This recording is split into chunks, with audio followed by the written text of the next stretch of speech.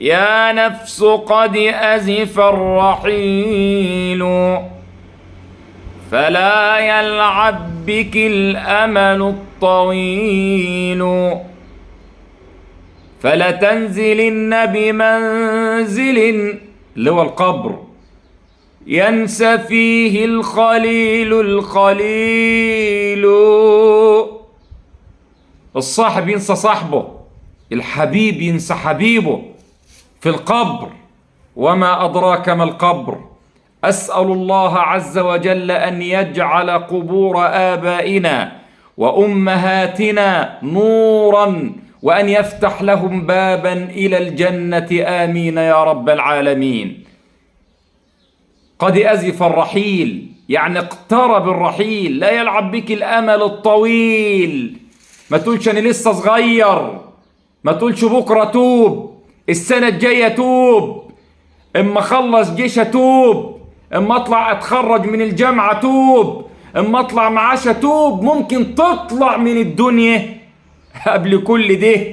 كم من شباب في المقابر كان لهم احلام ولهم اماني، ماتوا وماتت احلامهم، ودفنوا ودفنت معهم آمالهم.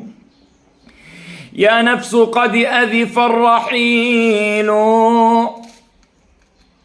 فلا يلعب بك الأمل الطويل، فلتنزلن بمنزل ينسى الخليل فيه الخليل، وليركبن عليك فيه من الثرى ثقل ثقيل، قرن الفناء بنا جميعا، فلا يبقى العزيز ولا الذليل. تب إلى ربك جل وعلا قبل أن يداهمك قطار الموت. لا تغتر بصحتك، ولا تغتر بشبابك، ولا تغتر بمالك، ولا تغتر بمنصبك، ولا تغتر بكرسيك. أين فرعون وهامان؟ أين من دوخوا الدنيا وذكرهم في الورى ظلم وطغيان؟ هل أبقى الموت ذا عز لعزته، أو هل نجا منه بالسلطان إنسان؟